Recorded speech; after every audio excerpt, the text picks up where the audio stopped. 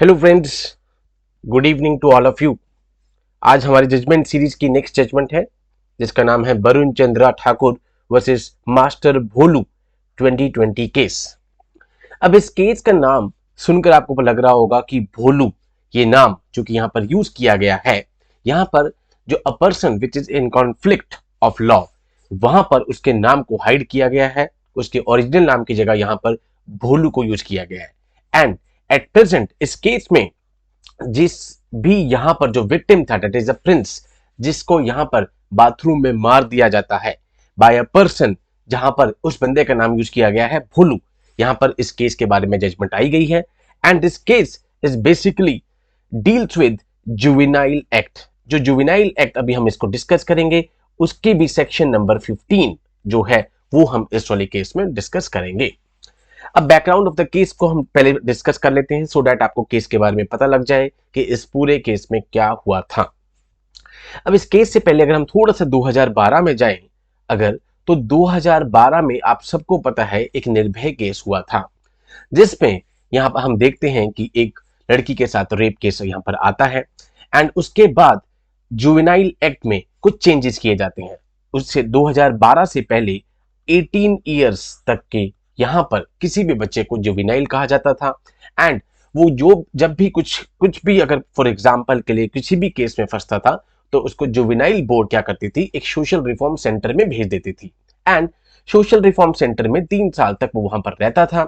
वहां पर उसको रामायण, महाभारता एंड अदर थिंग्स यहाँ पर दिखाई जाती थी, सो दैट यहाँ पर उसमें कुछ ना कुछ रिफॉर्म्स आ जाए। बट उसके बाद एक चेंज किया जाता है और कहा जाता है कि इस एज को 18 से 16 कर दिया जाएगा। एंड बिटवीन 16 टू 18 ईयर्स जब भी कोई यहां पर बच्चा किसी भी केस में आता है, तो एक बोर्ड बनेगा और वो बोर्ड चेक करेगा कि क्या बच्चा ने जो क्राइम करा है वो कोई हीनियस क्राइम तो नहीं था। अगर वो हीनियस क्राइम होगा तो उसको उस केस में एडल्ट की तरह यहां पर माना जाएगा। सेम इस केस में आया कि यहां पर जो मैंने वर्ड यूज कर आपको बताया कि भोलू, भोलू यहां पर अराउंड 16 ईयर्स के यहां पर था, एज का था। एंड यहां पर सवाल उठा गया कि उसको यहां पर एडल्ट की तरह ट्रीट किया जाए।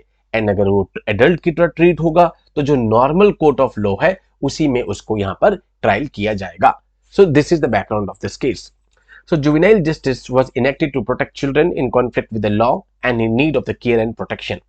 In this case, प्रिंस, जो कि मैंने आपको बताया कि यहां पर जुवेनाइल एक्ट के अंतर्गत ही दिया हुआ है कि यहां पर आप विक्टिम का नाम यहां पर रिवील नहीं कर सकते हैं, एंड विक्टिम का भी नहीं कर सकते हैं, एंड जो पर्सन इन कॉन्फ्लिक्ट है उसको भी यहां पर चेंज कर दिया गया है।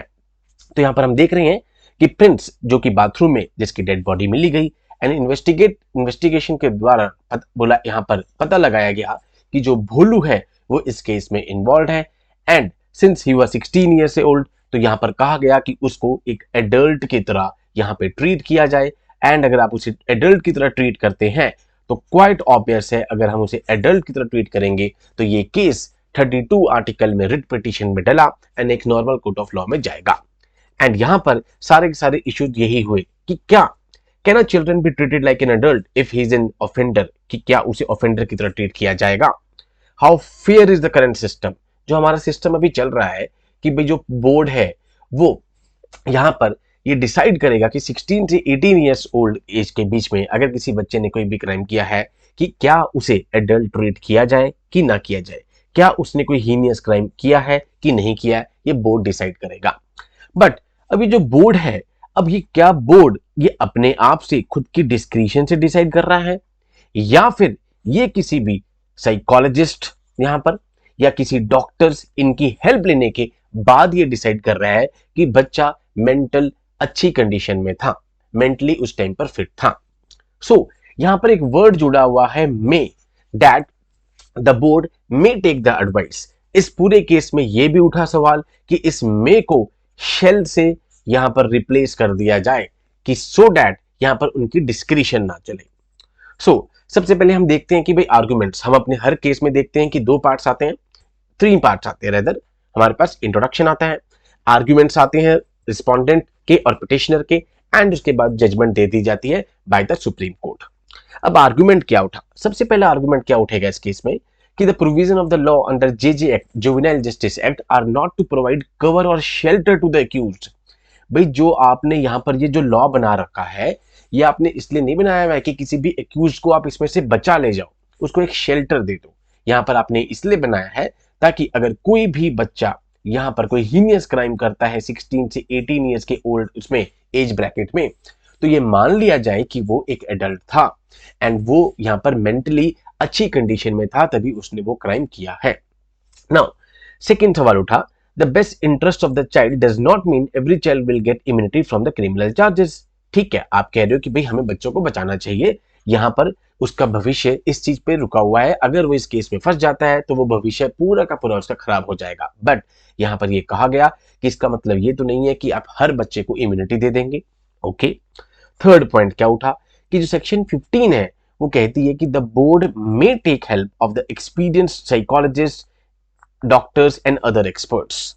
यहाँ पर जब मैंने आपको कहा गया कि ये सवाल उठा गया कि ये मे टेक वर्ड ये क्या है, यहाँ पर उन्होंने कहा कि इसको शेल से भी रिप्लेस किया जाए।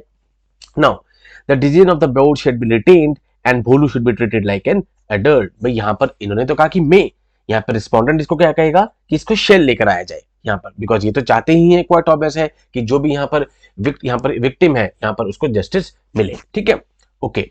नाउ अब ये कहते हैं कि the reason of the board should be retained and Bholu should be treated like an adult. भाई अगर वो एडल्ट की तरह होगा तो नॉर्मल कोर्ट ऑफ लॉ में यहाँ पर इंक्वायरी बैठ जाएगी।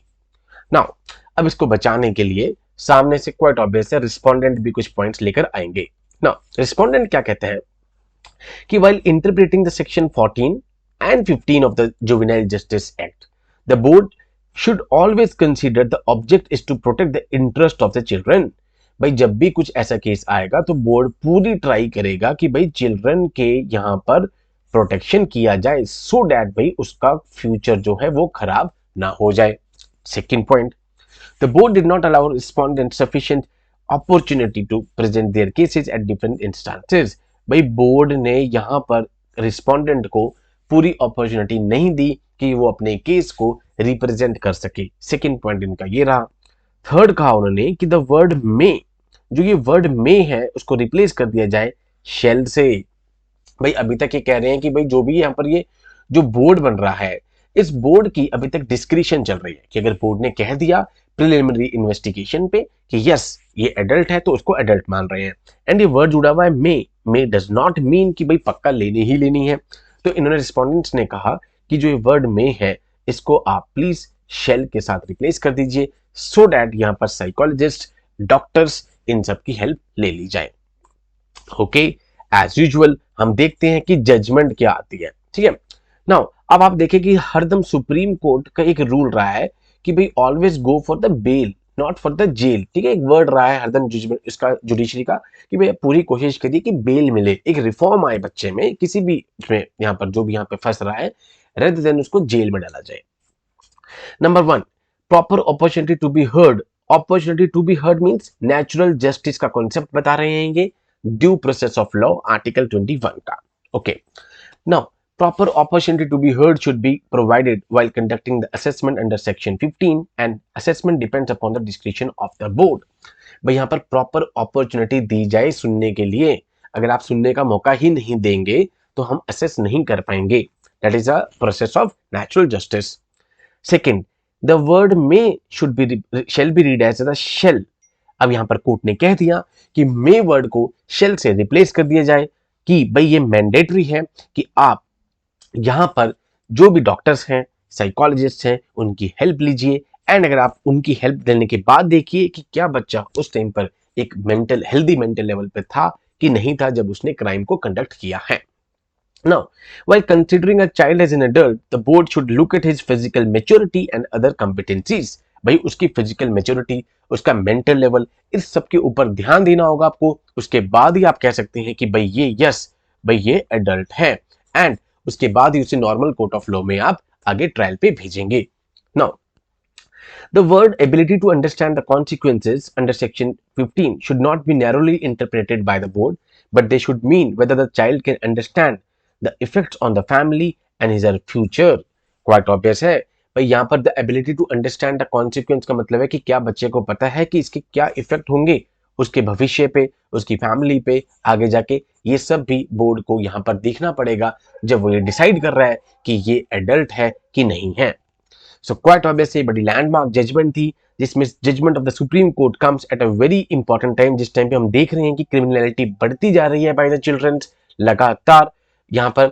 तो उस टाइम पर जो 16 से 18 का क्लोज है जुवेनाइल एक्ट का, पहले तो उसमें मे वर्ड को शेल से रिप्लेस कर दिया गया कि बस भाई जब भी जुवेनाइल बोर्ड डिसाइड कर रहा है तो यहाँ पर उसको पहले पूछना पड़ेगा यहाँ पर साइकोलॉजिस्ट से, डॉक्टर से, कि क्या बच्चा उस टाइम पे फिजिकली मेच्योर था, क्या बच्चा उस टाइम पे यहाँ पर हेल्दी मेच्योर लेवल पे था। अगर था तो उसके बाद ही उसे एडल्ट काउंट किया जाए and normal court of law में ट्रायल किया जाए। सेकेंड पॉइंट, यहाँ पर क्या बच्चे को उस टाइम पे पता था कि इसके क्या कॉन्सिक्वेंसेस हो सकते हैं उसकी फैमिली पे या उसके फ्यूचर पे, इस चीज का भी ध्यान रखा जाए। ये था हमारा यहाँ पर भोलू केस रिसेंट जजमेंट। इसके बाद हम नेक्स्ट जजमेंट्स भी डिस्कस करते रहेंगे धीरे धीरे करके, जो भी अभी तक यहाँ पर इंपॉर्टेंट जजमेंट्स आ रही हैं। With this I conclude my session. जय हिंद टू ऑल, टेक केयर।